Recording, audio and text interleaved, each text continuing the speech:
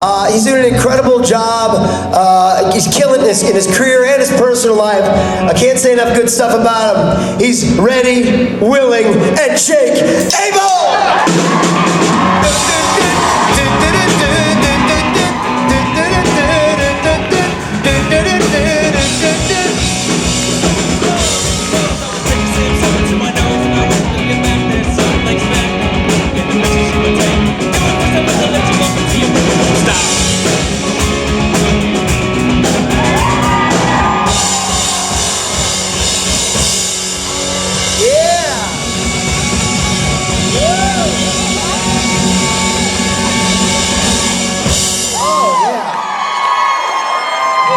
Good. Just giving the people just a hint of what you're capable of. That felt real good. All right? Can you do it again?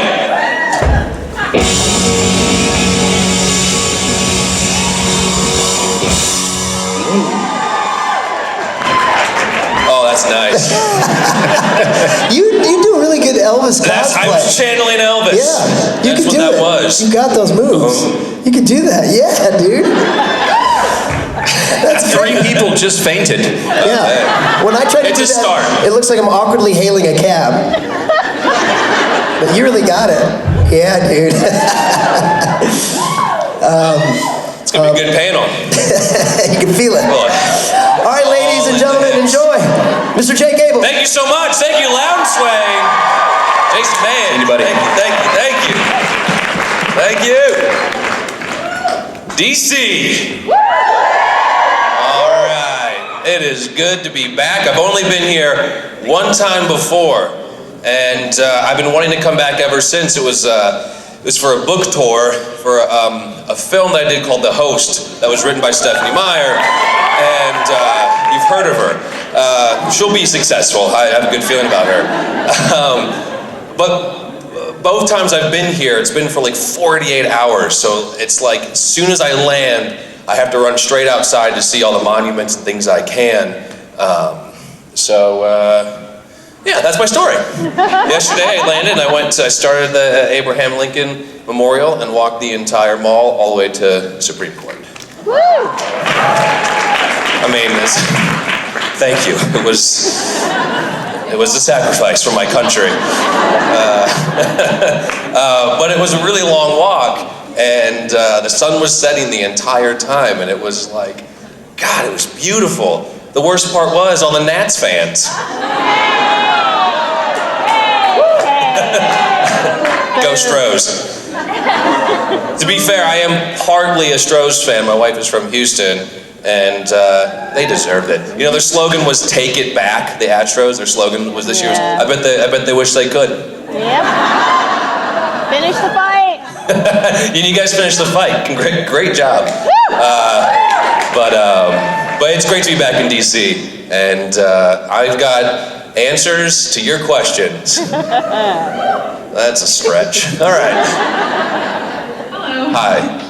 So my question is that Adam spent, just a little bit of time in hell. I wonder if he redecorated it all, made it feel a little more homey. You see, here's the thing. Macrame. After episode 8 airs, oh man, I'd have so many good answers to that. And it's weird. I've been telling people about this. Like, I felt bad because all of the stories that I have of the show, like real stories, are from season 5, right? And I've told them at every convention. Like, if you've been to a different convention, you've heard the Farticus story. Like, it's all I've got. And so today's gonna be really tricky because there's gonna be a whole lot that I want to tell you. But I can't, you see. And I would have an answer for that. Arrangements, quote unquote, were made in hell. Oh. That's all I can say.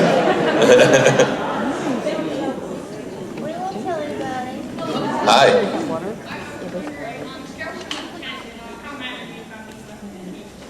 On a scale from 1 to 10? 15. As in season 15. Yeah, it's a bummer being left in the cage as long as I was. However, I hope that it's going to lead to a big payoff. I'm cool with not being there if it's going to lead to something really amazing in the last season. We'll see. We'll see what the writers come up with. But yeah, pretty bad. 10. Thank you. Hi. So, I grew up with the Percy Jackson series when I was younger, and You like the books but not the movie. I've heard this one before. Oh my no. question is about the new musical, The Lightning Thief, that just came to Broadway recently, and I Yeah. was wondering about your involvement and how much you know about the musical itself. 0 and 0. I've not been involved, and I don't know much about it. Oddly enough, though, I'm pretty sure one of the cast members is, follow me here, is one of my wife's best friend's friends, or went to school with them or something. So it's a really small world. But I would actually love to go see it. And I was talking to someone recently at a convention in Burbank, and she was saying, you should reach out. They might want you to come. And I never think of stuff like that. I'm like, why would they want me to come? They might not. But I don't. And have you seen it? It's really good. In case you didn't hear, the Percy Jackson Broadway play is what we're having a private discussion about. But good, I'm glad it's good. Who is the guy? Is Luke in it? Yeah. How's the guy that plays him? It's really good. James Rodriguez, I believe is his name. Is he better than me? It's different. Oh, it's different. So, yes. I can read between the lines. Kind of different. Like, All my musical numbers got cut from the movie, see? But no, I would love to see it though. Yeah, thank you. Hi. Hi. Bit of a controversial question, not political. What is your opinion on John Winchester?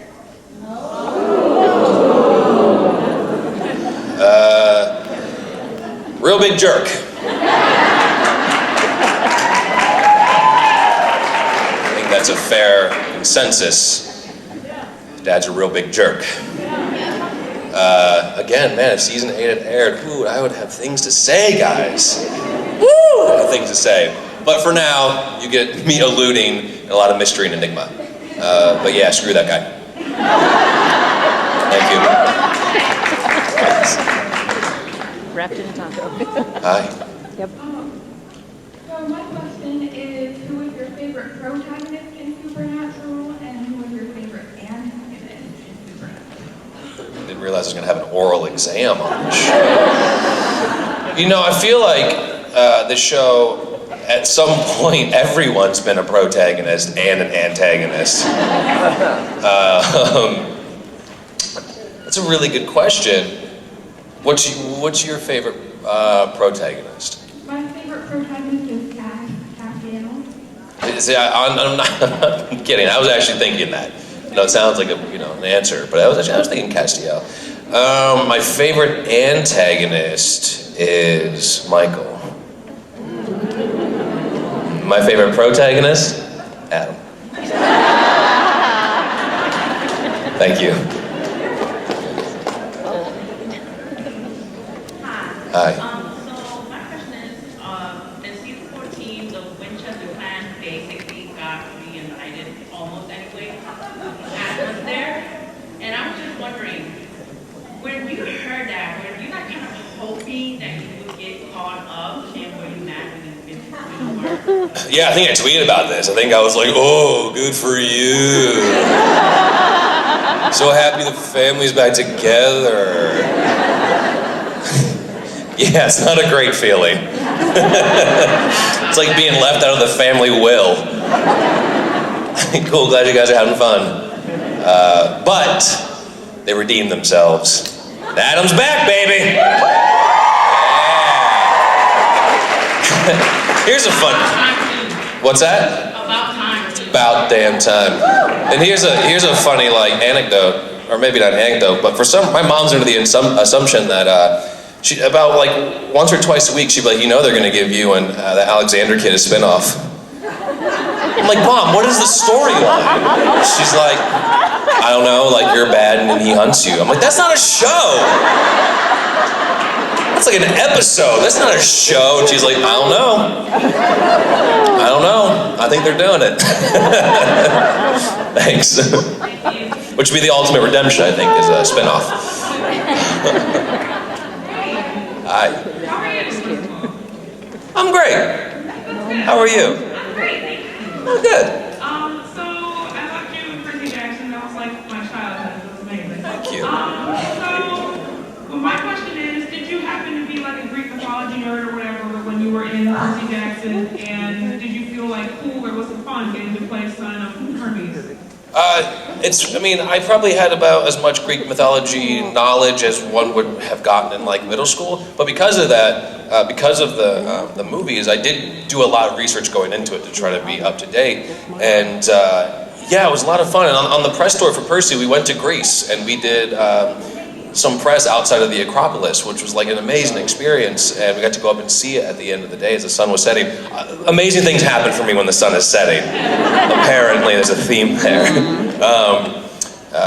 What's really exciting as well is meeting a lot of kids who have read the books and have learned about Greek mythology because of the books. Anyone who has known me for a while knows I'm a big advocate for reading and reading for kids and adults alike. So that was huge. It's been like, yeah, like, I may not have been in a bunch of like sexy movies, but screw that, man. I've been in movies that got kids to read books, and there ain't nothing sexier than that.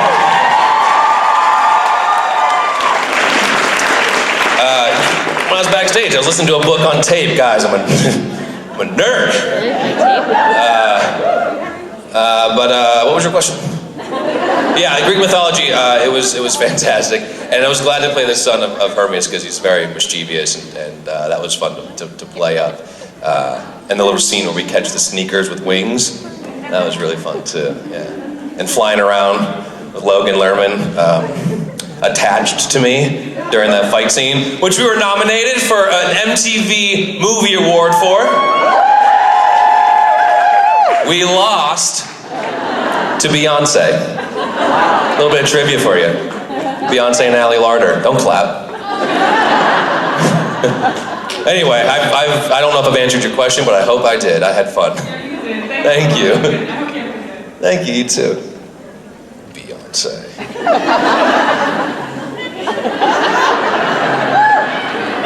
How do you really feel? Hi. Big fan. And my question is, so if you were to put anyone from Percy Jackson into Supernatural, and from Supernatural to Percy Jackson, who would it be and why? Luke to Supernatural, Adam to Percy Jackson, so Daddy has work. Besides me, ah, crap. That makes it harder. I would put,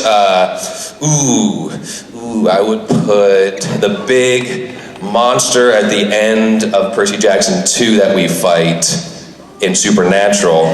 That's a pretty big demon. I don't think they've fought anyone who's as tall as a roller coaster. And for Supernatural, and to the Percy world, I would, Jack? No, he's gonna be doing the spin-off with me. That's Alexander, right? Yeah. Yeah, we're gonna be doing the spin-off, he won't have time.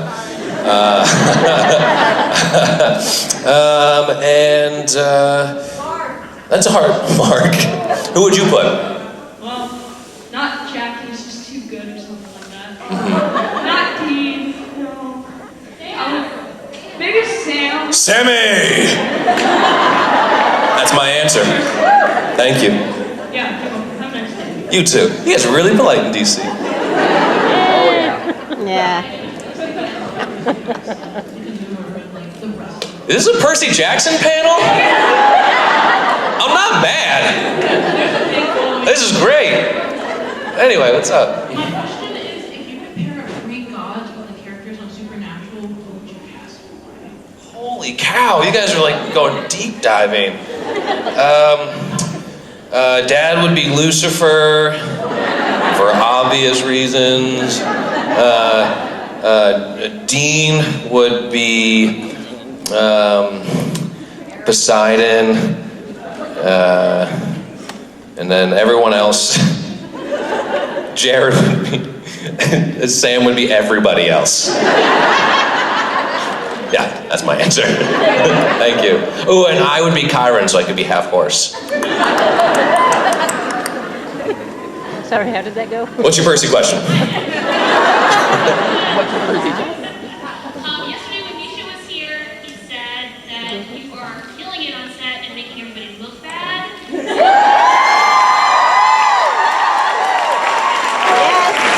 she said that. He said that they asked you to please stop it. They don't work so hard. So anyway, I know you can't tell us a lot about what's going on, but I was wondering how hard it is to come back into a character after literally a decade since you last played it. I'm just glad I didn't do like a goofy voice or something. or like a really hard accent. That would have been hard to mirror. I'm really thankful for that. I really planned ahead there. It's a part of my professionalism that they're talking about. You know, it surprised me, like once, man, I don't want to give things away. Well, like, if you saw my Instagram, you saw like what I was wearing. And it helps to wear what you were wearing. That does help. That was quick. Turn that phone off quick. I felt really safe in the delicate hands of Richard Speight as a director. I felt like a safe bird in his hand, so there was no fear of not getting to the point that we had hoped for. And that's genuinely, he's a fantastic actor and filmmaker, turns out. And it's also easy because the crew they were there from the last time I was there. And so it's kind of just like stepping back in time, and it kind of just clicks all together again. So yeah, it was pretty easy. We really can't wait. Thank you. I can't wait for you guys to see it. Thanks. My jeans are tight today. It's from carbs, don't clap. But it feels really tight. Thank you. Hi. I saw that you did a movie called Son of the South. Yes, I did. And it hasn't not yet, which I really want to see when it comes out, but I was wondering if you could talk about your experience on that movie. Yeah, so I did a film called Son of the South, which was directed by Barry Alexander Brown, and he is Spike Lee's editor. And it's a true story. It takes place in Montgomery, Alabama. It's a civil rights story. And it was an incredible experience. I don't play a good guy, surprisingly. But it was a story that was really important to the filmmaker because he grew up there, and I hope you guys see it when it comes out, because it's Lucas Till, who plays MacGyver on TV now. He's in it as well, and he plays this guy named Bob Zellner, and he wasn't a white man who changed the civil rights movement. He was a white man in the South who was changed by it, and I think they did a great job of telling the story. So yeah, thank you. Thank you so much. Thanks. Son of the South. I don't know when it comes out, but see it. Hi. What's your dog's name? Georgia? Sergeant. Sergeant. So I was wondering, besides, other than Adam being attacked by the wolves, what's one thing you would have him do differently during his time already on the show? One thing I would have to do differently. Maybe not get hit in the nipples so many times by Misha throwing a Molotov cocktail. I would have done that differently. Yeah, well, Michael's nipple, whatever. It was my nipple at the end of the day. Well, what would I have done differently? I also wouldn't have liked to have stuck my finger in Sam's wound and eat like the blood because it was supposed to be chocolate-based. Oh no. But it was like butt-based. It was gross. It was gross. Again, those are just personal things. I know that's nothing to do with the character. I would like to have. I don't think I had a gun in that shotgun. I don't think I got to use it. Did I fire that gun? Clearly not enough. I wish I would have fired that gun more and shot Sam and Dean. Ooh. Thank you. But then I would have brought them back from hell because I'm a nice brother. Because you know they went to hell. So I just recently went back and watched your first episode, and I was watching that the first time. So my question is, if you could go as you now and talk to you on that very first day, what would you say? Oh, that's nice.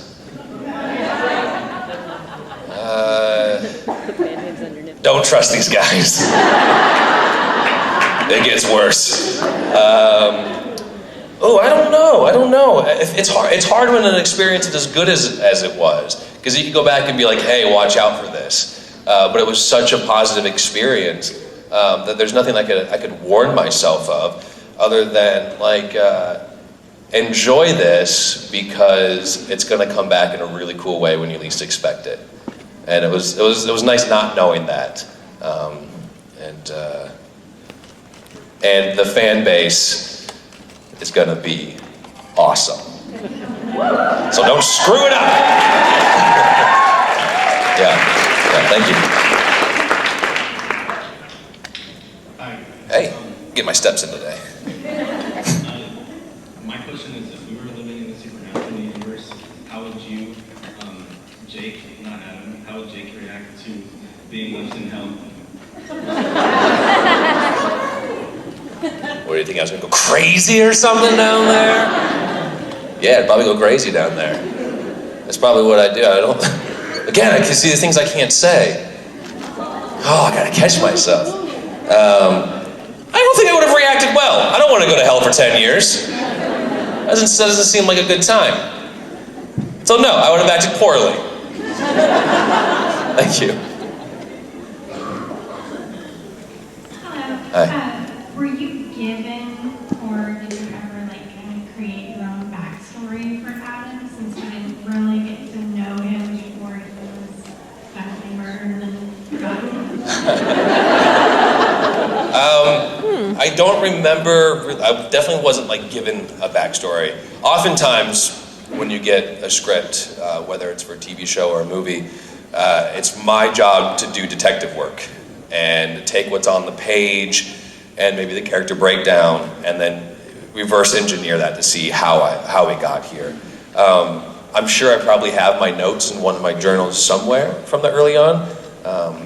Because for each character I have a journal, and in one journal, I have 2 journals now, but sometimes a character will take 4 or 5 pages. I know Ian O'Shea and the host took up 10 or 12 pages in my journal. Then there's some that only take up 1 page.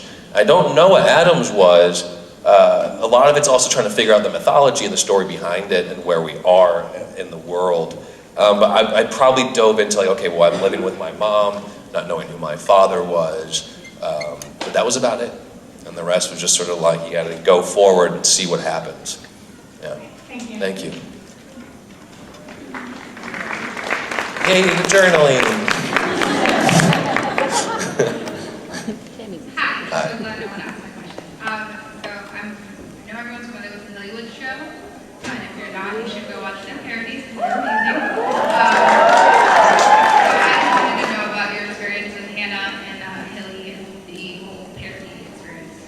So I didn't know, I probably saw one of their videos in the past, but I wasn't actively aware of the Hillywood sisters. And so when they reached out to us to see if we wanted to do it, I talked to a friend of mine who is Stephanie Meyer's co-producer, actually, and she's a very close friend. And I said, hey, have you heard of Hillywood? And she was like, are you doing it? I said, well, maybe. You have to do it. You have to do it. Because they did a bunch of Twilight ones that were really great. She said, you have to do it and you have to bring me with you. I said, I don't think they're giving me 2 tickets to fly to Vegas to shoot this. I just need to know if it's something. She's like, it's amazing. So going into it, I had this it was built up, these girls are going to be incredible. And they 100% lived up to it. What they're able to do, the attention to detail, and the pace at which they shoot and get things done, it blew me away. And I still have the get out of hell free card on my desk. And it works. Oh, it works. Yeah. So you can all go thank the Hillywood sisters because they worked. Yeah. Thank you. Thanks. Hi. Hi, Jake. Hi. I haven't had the opportunity to see you at one of these conventions before, so if you've told the story a million times. Oh, good. I'll just tell it to you. But I'm curious to know, back when you were filming in season 4 and season 5 on the show, what, if anything, you and Jensen and Jared did together to sort of build a brotherly dynamic or camaraderie? First of all, you have a very nice voice. You should do audiobooks. That's the thing. Just thing I thought. A good story. Well, it is a story that I do tell quite a bit. It came at the end of the last season. Apologies if you've heard this. It was the end of my last episode, and Michael went to the pit, and we were on location, and Jared and Jensen had their RVs or trailers, and they invited me up with a couple beers, and we sat on top of the RV. Get this. Sun was setting. I shit you not. The sun was setting. Their dogs were running out in the field, and that was my last send-off from the supernatural world. Yeah. Thank you. Thank you. It is cute. Hi. Okay, so I'm looking out the box here for East and Marlin. I'm a major horror movie fan, more than a normal person should be. You say horror film fan? Okay. And I'm curious if you were to see any sort of horror movie villain ever, who would you be and why? Horror movie villain. Well, one part of that, if you're a horror fan, do you know James Wan, who did the Conjuring movies and Insidious? So I just did a film with him just this last month. In between his Aquaman sequels, he decided to go back to his hard R roots with practical effects, which means he's not using CGI like in any of his films. He does the scares. It's all practical. It's all there, and I just did some stuff on that one. It's called Malignant, and it'll come out I think next year. Can't talk about that one either. Literally signed an NDA for that one, so I did get to do that. So hopefully you'll get to see that, which was my first foray into horror.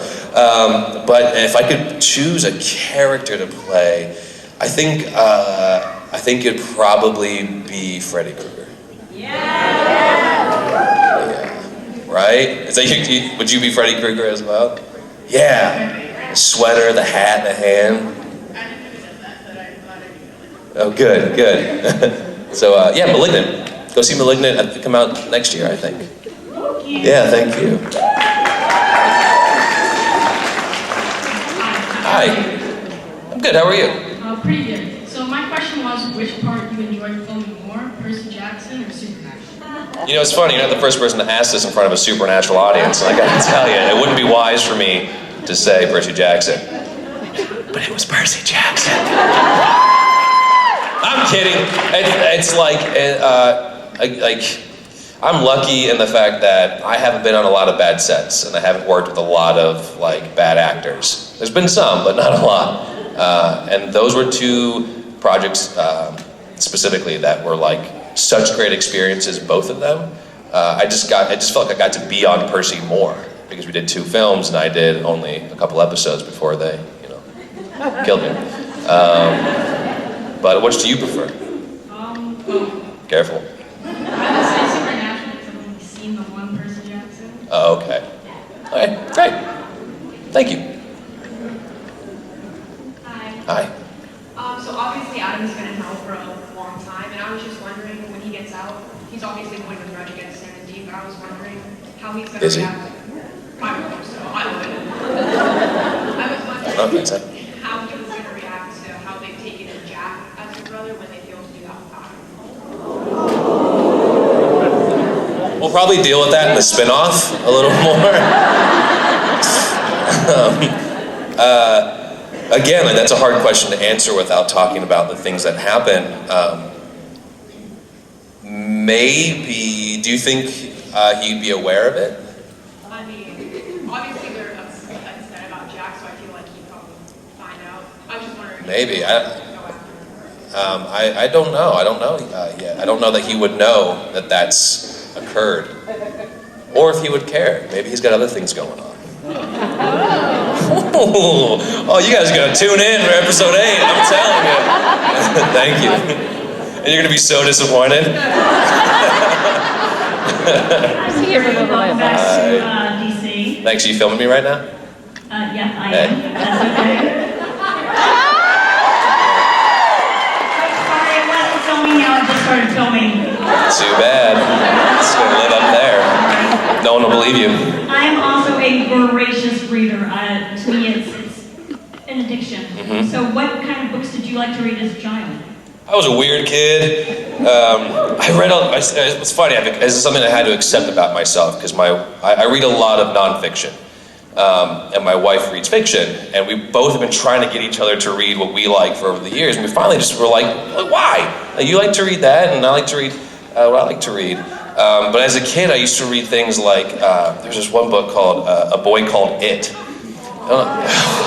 Why was I reading that as a kid? It's about like this grown man who was like tortured as a kid.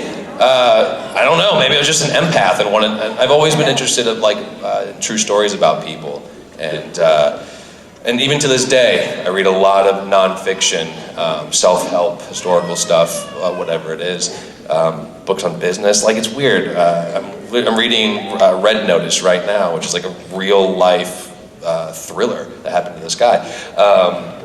But I need to start reading more fiction. I know that. But yeah. Thank you very much. Thank you. Are you back? Yeah. You zipped up your jacket so I wouldn't remember your shirt, huh? Maybe not. I remember you. Okay. No, more questions. More questions are good. Yeah. All right. What do you got? So my question is, what was your most memorable part in your entire career? Memorable part.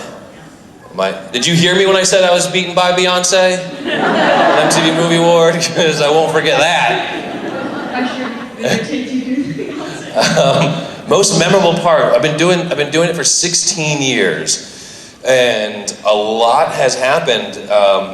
So much so that I'll go back in my photos. So I started this thing where I started this last year because we all take photos, right? We don't print them anymore. We don't make photo albums. So it occurred to me last year that at the end of the year I wanted to pull all the pictures from 2018. This is a total deviation, I know, but I think it's nice. And I had a book printed, a hardcover book printed for me and my wife. And so I've been doing it every year because what it showed me was a lot happens in a year's time, right? It feels like it blows by, Christmas comes and you're like, what did I do this year? And it's hard to keep it all together. And it's been good to jog your memory. But the most memorable thing that happened in my entire career, it had to be, there's just so many. There's even Chris Columbus, the director of Percy, asked me to come on the press tour. It was a huge thing because I wasn't supposed to. But he liked what I did, so he was like, hey, let's come with us. And it's also a weird thing not to be braggy about, but I heard Steven Spielberg told a director that he really enjoyed one of my performances in a film that Steven produced that I was in called I'm Number 4. And for an actor, doesn't get any better than that. So maybe that. I'll say that. Thank you. Bye.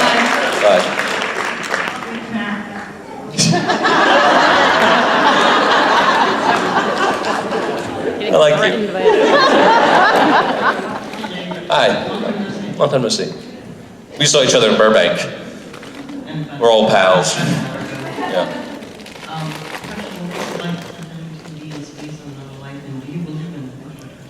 Ooh, this is going to be like an Ancient Aliens panel. So I did a show called Another Life for Netflix. We just filmed it last year. Oh, great, some saw it. We just got picked up for a second season. However, I only had a 1-year contract, so I don't know if there's anything for me yet. So, but it's a sci-fi show, and it was a ton of fun. Another great cast. Led by Katie Sackhoff, who was in Battlestar Galactica. And she's an amazing leader to have on a show. And it was great. It was 3 months, and there's probably aliens. Right? Yeah. It's a big universe. Right? There's probably aliens. Yeah. Aliens. Anyone watch Ancient Aliens? My wife does a great impression of the one, chubby guy with the white hair. It's like, could it be extraterrestrials?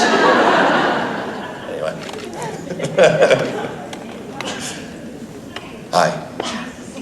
Nice to see you. I'm just wondering if you've seen any of like the internet's memes about Adam still being an asshole.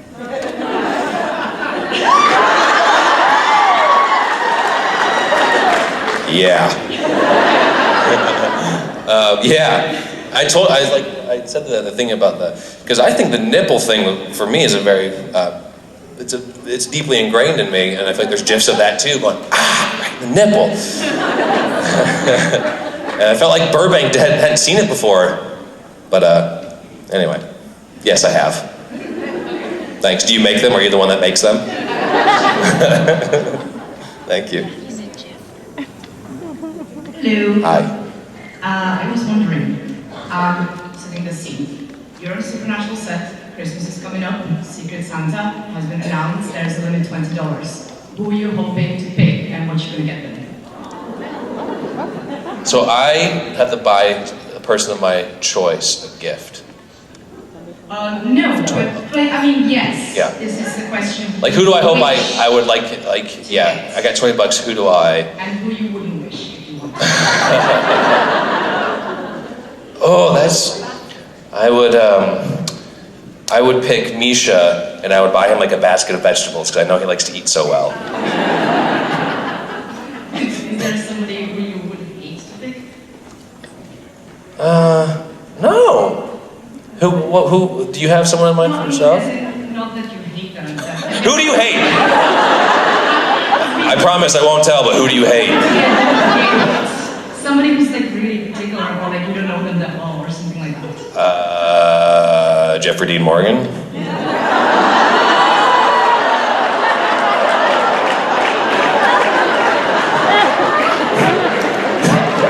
How many bags of fertilizer can you buy with $20?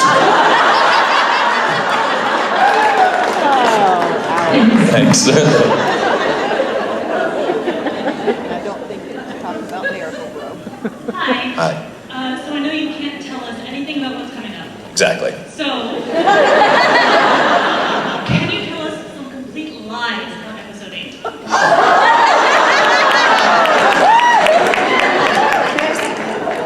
Okay. What if I pretended they were lies and they were actually spoilers? You could. We wouldn't know until it's aired. Okay.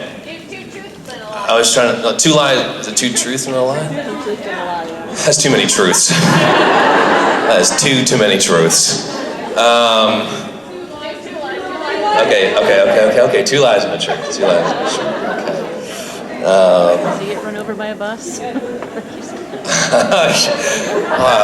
That's a good question. Okay, Adam's totally cool about being left in hell.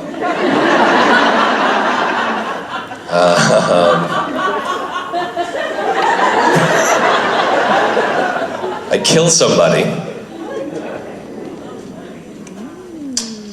And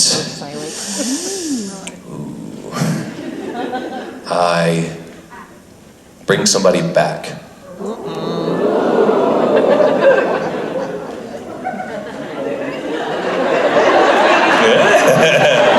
Thank you.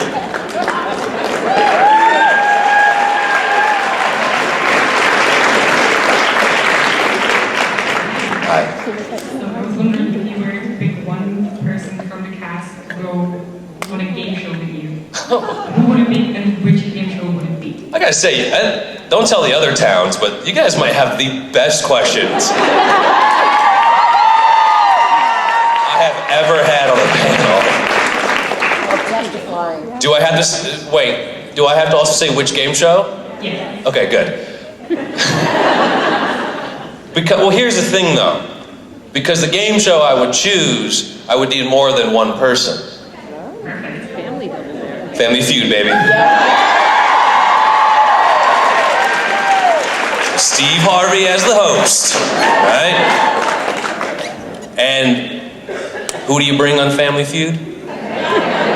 Motherfucking family. I'm bringing Sam. I'm bringing Dean. Dad can stay at home. Screw it, I'll bring Castiel. Let's go. Yeah. And Jim Beaver too. And we play against like a family of demons. Man, if they made season 16, that would be a good alternate universe episode.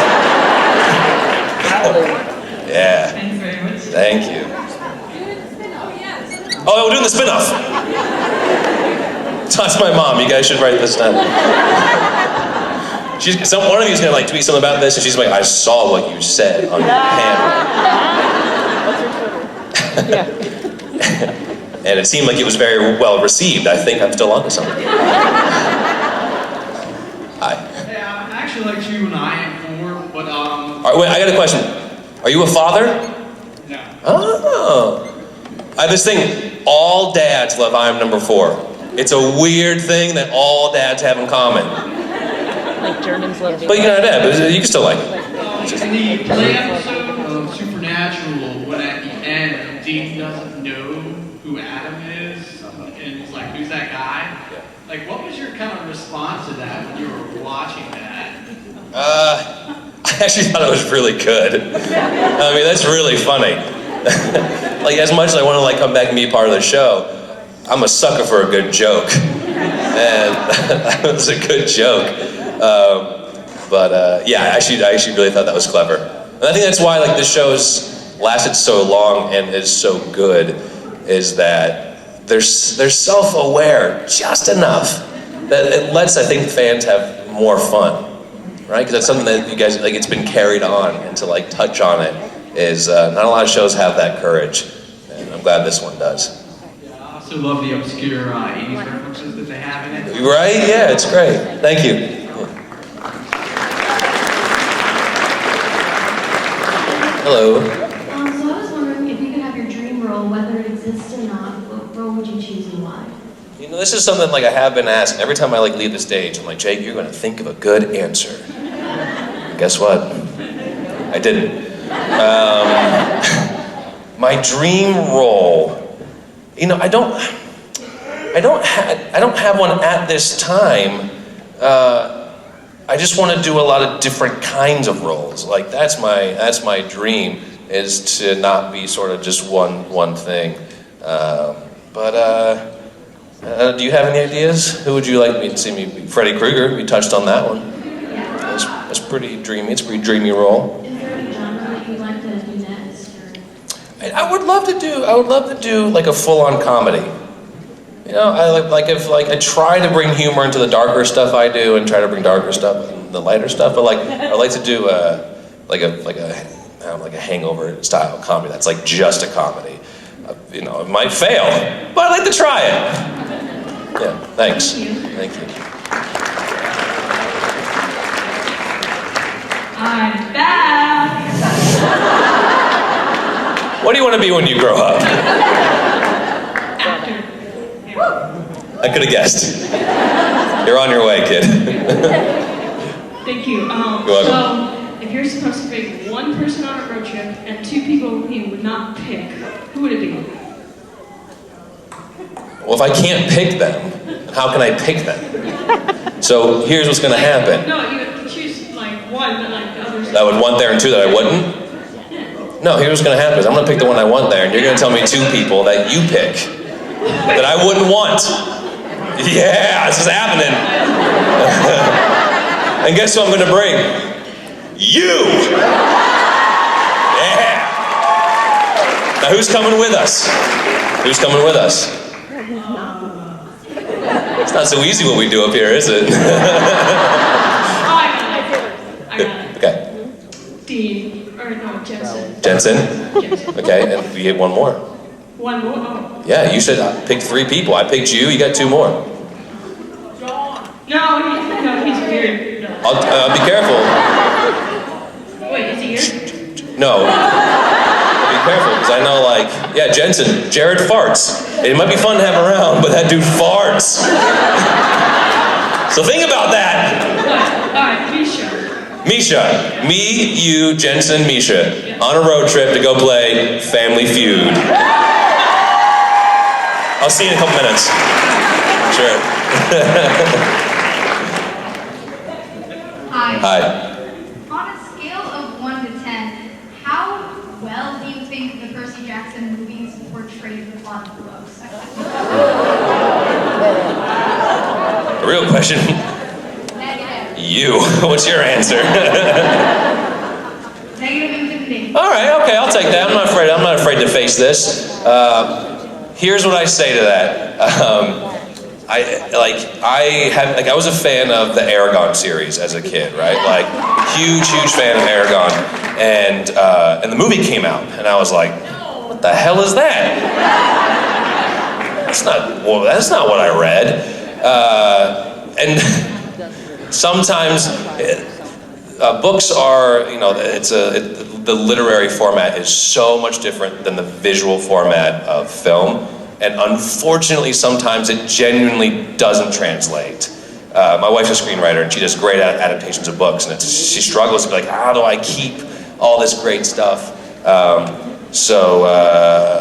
It's very difficult, but I did try to fight for things for Luke. I tried to fight for the scar that was on his face, and the studio was like, we're not putting a scar on your face for the whole movie. Of course, I'm like, why not? It's in the book. They're like, no, I'm not doing that. I want to see your face without a scar. And that's why we got the little one at the end. Like, Percy hits me with the thing, I get a little scar. That was our compromise. So know that if I'm adapting your favorite book, I am fighting for you. However, I probably won't win. Thank you. Look what's perfect, though. Thank you. Oh, hello. Okay. Better be good. You're the last one.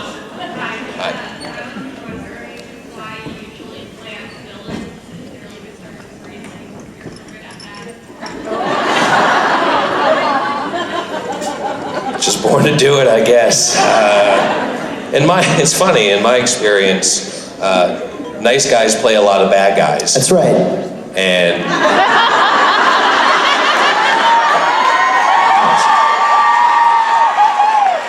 not so good people play nice guys on screen. It's a weird thing that happens, but you'll find it's true. Here's what's my favorite thing about playing like bad guys is what I look for in a character is someone who starts good and ends bad, or someone who starts bad and ends good. If a role's got that, I can see a big change. That's the stuff that like gets me going. I don't know. Thank you. How did it go, Jake Abel? Huh? How did it go? These guys asked the most interesting questions I've ever had on a panel. That's awesome. Like, we talked about what game show I'd want to go on and with who from the show. Great. We talked about who would I want to take a road trip with. Where are we going? Well, me, you. Well, not you, but me. This kid right here he's got no end of questions. Okay. It's fantastic. They're all great. Misha and Jensen are taking a road trip to go play Family Feud hosted by Steve Harvey. Wow. Yeah. Cool, I didn't make the cut, but that's great. Hey, blame that kid. Really it's his choice, man, not mine. Oh, it's your choice, right. Yeah, it's not mine. Respect. Yeah. Awesome, dude. Thank you. Glad you're here. Thank you so much, Jake guys. Abel, everybody.